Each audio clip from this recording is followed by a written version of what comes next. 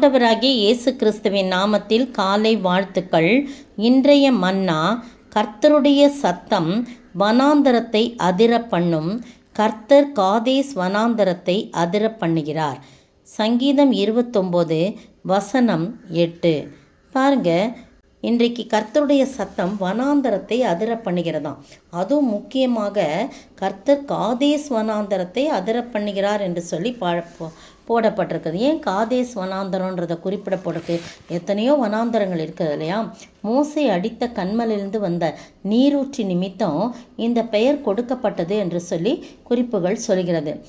குறிப்பாக சொல்லும்போது பாரான் ஒரு பெரிய வனாந்தரம், அதில் உள்ள ஒரு பாகம்தான் காதேஸ் பர்னேயா, காதேஸ் மேரிபா அப்படின்னு குறிப்பிட்ட இடங்கள் இருந்துச்சான். ஆபிரகாம் இதுக்கு பக்கத்தில் தான் அவர் தங்கியிருந்தார் அப்படின்னு குறிப்புகள் கூறுது. அப்புறம் பாருங்கள், இஸ்ரவேல் தங்கள் பிரயாணத்தில் கானானுக்கு கிட்ட வந்த இடம் இந்த காதேஸ் பர்னேயாவும். இங்கே மீரியாம் மரிக்கிறா. வேவுக்காரர்கள் சொன்ன செய்தியை நிமித்தம் தம் ஜனங்கள்லாம் கலகம் பண்ணுறாங்க இல்லையா? அவங்க தான் இந்த இடத்துல சொல்கிறாங்க, இது மாதிரி நாங்கள் இங்கேருந்து போயிட்டு வந்தோம் அப்படின்னு சொல்லிட்டு அவங்க விஷயத்த சொல்கிறாங்க வேவுக்காரர். அப்போ தான் ஜனங்கள் கலகம் பண்ணுறாங்க. ஐயோ இப்படி இருக்கே, அந்த ஜனங்கள் இப்படி இருக்காங்களே அப்படி இருக்காங்களே. அதெல்லாம் இந்த காதேஸ் வனாந்தரத்துக்கு அருகில் நடந்த காரியம்.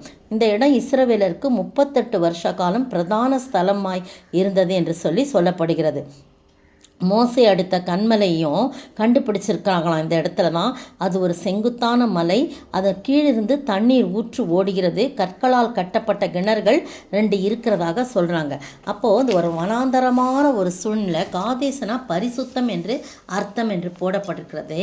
அந்த காதேஸ் வனாந்தரத்தை அதிர பண்ணுறாங்களாம். அந்த வனாந்தரமான முக்கியமான இடமா இருந்தாலும் அதை அதிர பண்ணி அதிலிருந்து நீரூற்றை புறப்பட பண்ணின ஆண்டவர். அது வனாந்தரமான சூழ்நிலையாக இருந்தாலும் கர்த்தருடைய சத்தத்தினாலே அது அவன் கோல்னால் அடித்தாலும் கூட அதுலேருந்து நீரூற்று எப்படி புறப்படுங்க?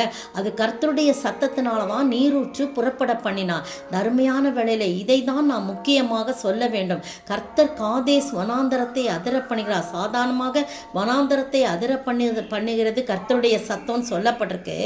ஆனால் இங்கே காதேஸ் வனாந்தரத்தை அதிர பண்ணுன்னு சொல்லி போடப்பட்டிருக்கும் போது அவருடைய சத்தத்தினால தாங்க கண்மலையிலிருந்து நீரூற்றுகள் அந்த காதேஸ் என்ற இடத்திலிருந்து தான் நீரூற்று புறப்பட்டது. அப்போ வெறும் கோலினால் அடித்தது அல்ல. ஆண்டவர் சொல்கிறாரு, என்னுடைய சத்தத்தினாலே அந்த கண்மலையிலிருந்து நீரூற்றுகள் புறப்பட்டது என்று சொல்லப்பட்டிருக்குது. இது நம்ம எண்ணாகமத்தில் வாசிக்கலாம். அதுக்கு பிறகு யாத்ராகமத்தில் முதலாவது கண்மலையிலிருந்து நீரூற்று புறப்படுறது யாத்ராகமத்தில் தான் சொல்லப்பட்டிருக்குது.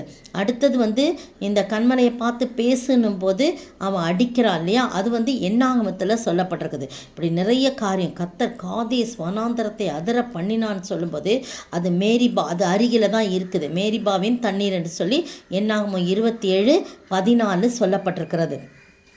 இந்த அருமையான வேளையிலே நீங்களும் நானும் வனாந்தரமான சூழ்நிலையில் காணப்பட்டாலும் கர்த்தருடைய சித்தம் அந்த வனாந்தரத்தை மாற்றி அங்கிருந்து நீரூற்றுகள் புறப்படும்படியாக, அது ஒரு செழிப்பாய் மாறும்படியாக கர்த்தர் மாற்றுவார். இதுதான் ரொம்ப முக்கியம். வனாந்தரத்தை அதிர பண்ணுறதுனா, வனாந்தரமான சூழ்நிலையில் காணப்படும் நீங்களும் நானும் எந்த பகுதியில் வனாந்தரமான சூழ்நிலை காணப்படுகிறதோ அவருடைய சத்தம் அந்த வனாந்தரத்தை செழிப்பாக மாற்றும்.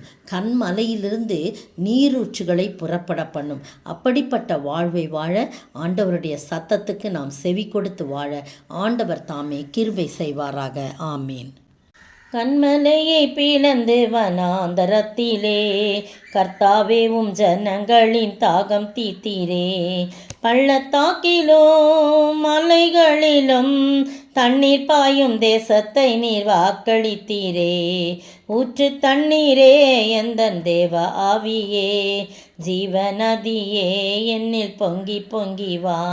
ஸ்தோத்திரிக்கிற ஆண்டவரே, துதிக்கிற ராஜா, உம்முடைய சத்தம் வனாந்தரத்தை அதிரப்பண்ணும் என்று சொல்லப்பட்டிருக்குது. அந்த வனாந்தரத்திலே காதேஸ் வனாந்தரத்தை அதிரப்பண்ணுன்னு சொல்லப்படுறது. அங்கிருந்து மோசே அடித்த போது, ஆண்டவரே கண்மலை அடித்த போது புறப்பட்ட நீர், அதற்கு பிறகுதான் அந்த பெயர் வந்தது என்று சொல்லி சரித்திர ஆசிரியர்கள் கூறுகிறார்கள்.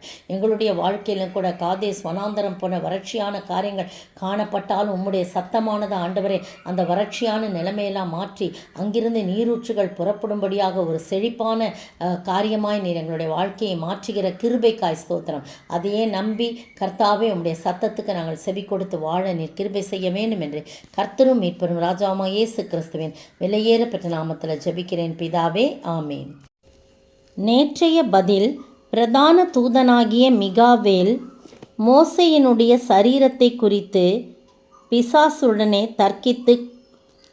தர்க்கித்தான். யூதா 9 இன்றைய கேள்வி. எதன் மேல் உங்களை உறுதிப்படுத்தி கொண்டு எதற்குள் ஜெபம் பண்ணி எதிலே உங்களை காத்து கொள்ள வேண்டும்? எதன் மேல் உங்களை உறுதிப்படுத்தி கொண்டு எதற்குள் ஜெபம் பண்ணி எதிலே உங்களை காத்து கொள்ள வேண்டும்?